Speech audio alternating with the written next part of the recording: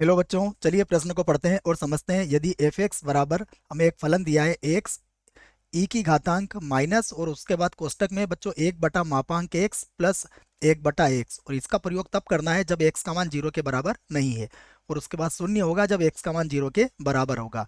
और हमें सिद्ध करना है या सिद्ध कीजिए कि एफ एक्स जो है वो एक्स बराबर जीरो पर अवकलनीय नहीं है। प्रश्न को हल करने से पहले हम प्रश्न के लिए मुख्य अवधारणा लिख लेते हैं।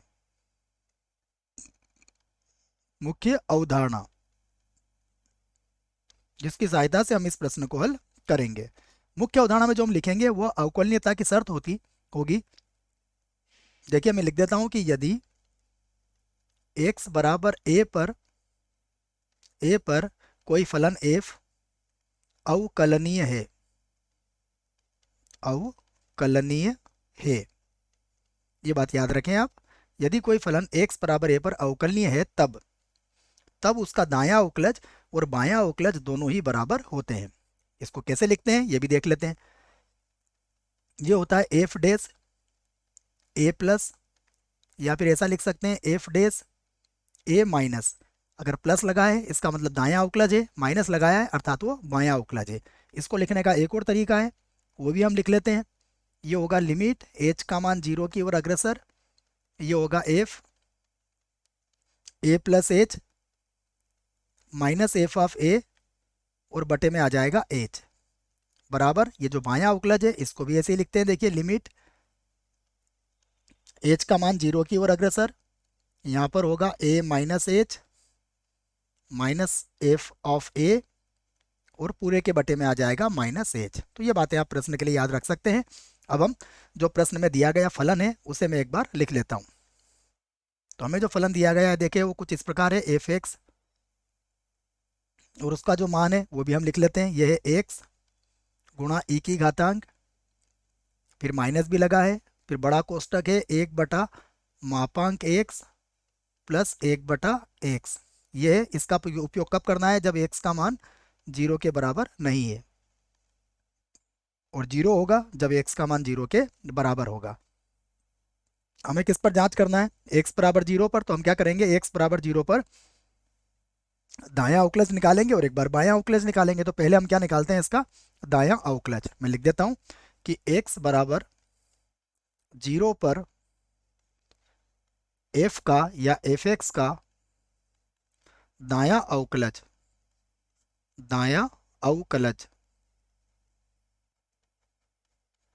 तो कैसे लिखेंगे इसको?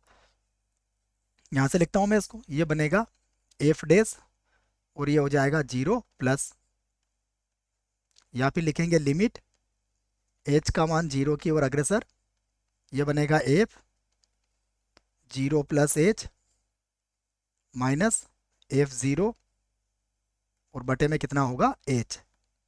अब हम ये मान रख लेते हैं।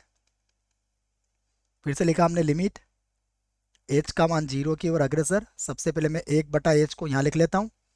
अब जीरो प्लस एच के लिए हम जो फलन है उसको देखेंगे।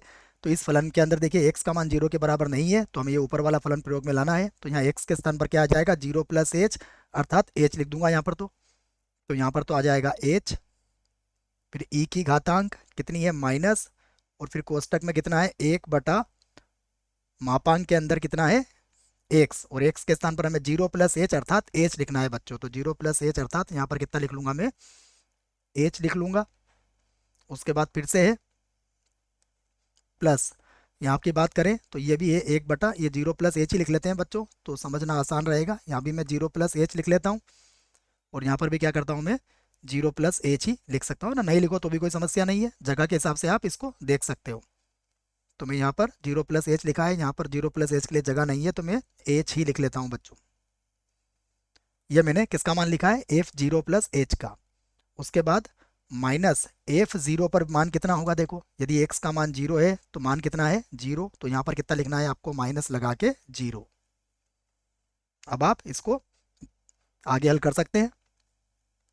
तो मैं फिर से लिखूंगा लिमिट एच का मान किसकी ओर अग्रसर है, जीरो की ओर अग्रसर है। अब अगर आप इसे ध्यान से देखें तो जीरो प्लस एच तो एच हो जाएगा, तो ये हो जाएगा एच, बटे में भी कितना आ जाएगा एच। उसके बाद होगा ए की घातांक माइनस, और यहाँ देखिएगा एक बटा एच, ये भी एच के बराबर होगा, ये भी 1/h, तो कितना हो जाएगा ये हो जाएगा 2/h हो जाएगा ये। अब यहाँ एच से एच तो काट सकते हो आप। अब आप जैसे यहाँ पर एच का मान 0 रखोगे, ई की घातांक कितना हो जाएगा, माइनस अनंत हो जाएगा बच्चों। तो ये जानकारी आपको होगी कि ई की घातांक अनंत जो होता है वो सदैव अनंत के बराबर होता है, और ई की घातांक माइनस अनंत जो होता है वो सदैव 0 के बराबर होता है। तो ई की घातांक माइनस अनंत ये किसके बराबर आ जाएगा, 0 के बराबर आ जाएगा। तो इसे हम क्या लिख देंगे, समीकरण 1। ये हमने दायां अवकलज निकाला था। अब हम क्या निकालेंगे, बायां अवकलज। तो मैं लिख देता हूं कि x बराबर 0 पर बायां अवकलज, यहां से लिख लेते हैं हम, x बराबर 0 पर बायां अवकलज। अवकलज देखिए, इसको लिखने का तरीका भी हमें याद है। ये होगा एफ डैश और ये हो जाएगा 0 माइनस। इसको हम सीमा के रूप में ऐसे लिखेंगे, लिमिट h का मान 0 की ओर अग्रसर। ये होगा f 0 माइनस का h माइनस f0 और बटे में कितना आ जाएगा, माइनस का h। फिर से लिखूंगा मैं, लिमिट h का मान 0 की ओर अग्रसर है।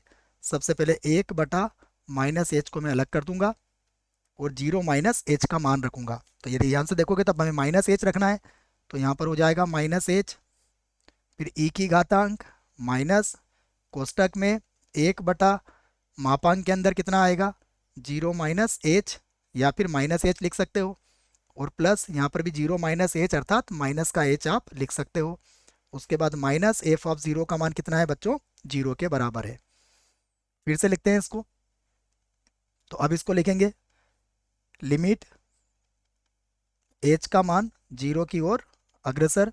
यहाँ पर अगर आप ध्यान से देखोगे तो ये बन जाएगा माइनस h और बटे में भी कितना आ जाएगा, माइनस h। ये माइनस h बटा माइनस h ही हो गया है दोनों। और उसके बाद ये हो जाएगा e की घातांक, देखिए माइनस, अब ये जो 1/0 माइनस h है ये मापांक के अंदर है तो ये प्लस h बन जाएगा, तो 1 प्लस का h और 1 माइनस का h कट के कितना हो जाएगा, ये तो 0 हो जाएगा। तो e की घातांक क्या हो जाएगा, -0 की जगह सीधा आप 0 लिख सकते हो। तो ये e की घातांक 0 बन गया आपका, इधर के 0 लिखने की आवश्यकता नहीं है बच्चों। मैं इस 0 को एक बार और बना देता हूँ। तो यहाँ पर कितना आ गया है, e की घातांक 0। अब h से h भी कट जाएगा और e की घातांक 0 का मान कितना होगा, 1। तो इसका अर्थ यह हुआ कि इसका मान किसके बराबर आ गया, 1 के बराबर आ गया। अब आप समीकरण 1 और 2 को देखिए। समीकरण 1 व 2 से, अगर समीकरण नंबर 1 और 2 से आप देखोगे तो क्या मिलेगा आपको, एफ डैश 0 प्लस बराबर नहीं है एफ डैश 0 माइनस के। इसलिए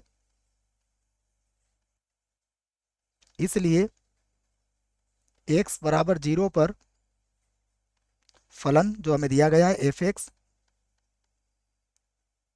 अवकलनीय, पूरा लिखेंगे हम, अवकलनीय नहीं है। और यही हमें सिद्ध करना था। आशा करता हूं आपको इस प्रश्न का उत्तर समझ में आया होगा। धन्यवाद।